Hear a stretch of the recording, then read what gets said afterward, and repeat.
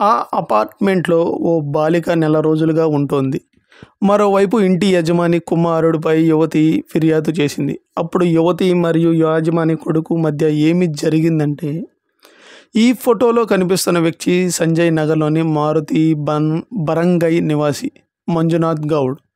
తన అపార్ట్మెంట్లో అద్దెకి ఉంటున్న యువతిపై విచక్షణారహితంగా దాడికి పాల్పడ్డాడనే ఆరోపణలు రావడంతో బైడు పోలీసులు కేసు నమోదు చేశారు. అవును, ఆమె పేరు సంగీత అంట.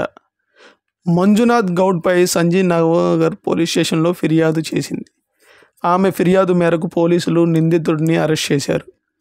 సంజయ్ నగర్ పోలీస్ స్టేషన్ పరిధిలోని ప్లానెట్ విన్స్టా అపార్ట్మెంట్లో జరిగిన ఈ ఘటనలో అపార్ట్మెంట్లో నివసించే యువతి సంగీత రాయ్ డిసెంబర్ 3న రాత్రి 10:30 గంటలకు పార్సల్ తీసుకునేందుకు గేటు వద్దకు వెళ్ళింది.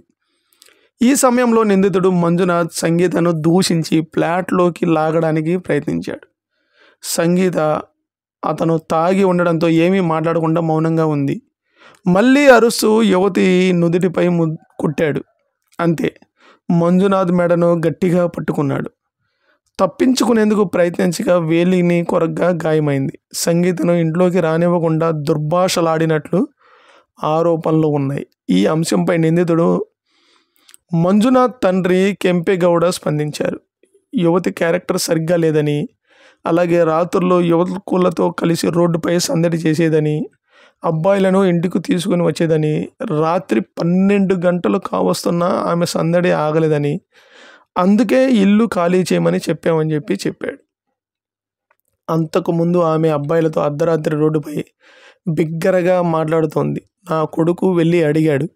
ఆమెతో పాటు ఉన్న అబ్బాయిలు మంజును అతన్ని నెట్టారు. ఈసారి అతను వెళ్ళిపోయాడు కాబట్టి ఆమె ఆరోపణలన్నీ అవాస్తవం. రాబోయే రోజుల్లో ఆమెపై న్యాయ పోరాటం చేస్తామని మంజునాథ్ తండ్రి తెలిపారు. ఇప్పుడు ఘటన జరిగిన తర్వాత యువతి భయపడి మారదహల్లికి వెళ్ళింది.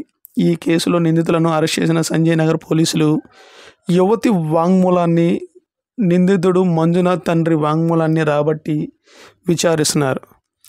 ఈ ఘటనలో ఫ్రెండ్స్, మీరు యువతిది తప్పుందా లేదా ఇంటి ఓనర్ యజమానిది తప్పుందా అనేది మీరేమనుకుంటున్నారో మాకు కామెంట్ రూపంలో తెలియజేయండి. మరియు ఇలాంటి మరిన్ని లేటెస్ట్ అప్డేట్స్ కోసం మీరు మా ఛానల్ తప్పకుండా లైక్ చేయండి, కామెంట్ చేయండి, షేర్ చేయండి, సబ్స్క్రైబ్ చేసుకోండి.